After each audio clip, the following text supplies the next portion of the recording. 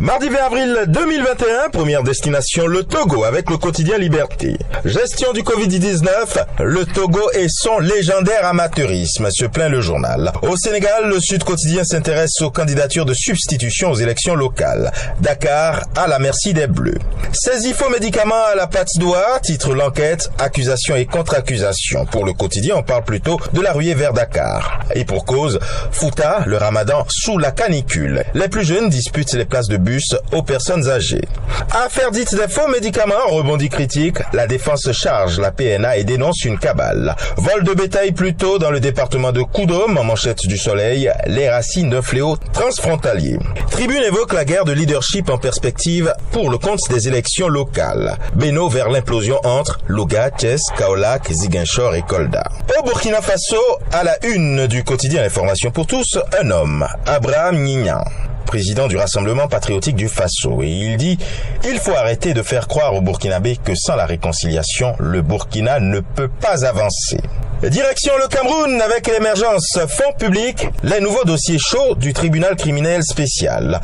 Le trio hebdomadaire Le Soir, lui, emmène ses lecteurs du côté de l'Assemblée nationale où il y est mentionné la clôture des travaux sous fond de tension contre Eneo. Vaccin du Covid-19, il est là AstraZeneca, titre Camer Presse. Mutation lui recommande à ses lecteurs de s'intéresser à l'affaire Atangana Kona, le bourbier judiciaire. Déduit le journal, alors que du côté de la Côte d'Ivoire avec Fraternité Matin, on parle de l'enseignement privé laïque et confessionnel. L'État décaisse près de 31 milliards de francs CFA pour les fondateurs. Document, gouvernance, paix et développement, à la une du Jour Plus, les secrets des soutiens de la communauté internationale à Ouattara. Les révélations de la fondation ADO. Guéguerre futile, pugilat l'engagé et médias interposés, en manchette du Nouveau Réveil, Kikawe et Ouma, qu'est-ce qui se passe au juste, interroge le journal. Et le Patriote lui décrire que pour le contrôle du PDCI, c'est la bagarre rangée autour de Bédier. Plusieurs clans se livrent une guerre tout simplement sans merci. Au Bénin maintenant, cap sur les législatives de 2023 avec Fraternité, l'opposition,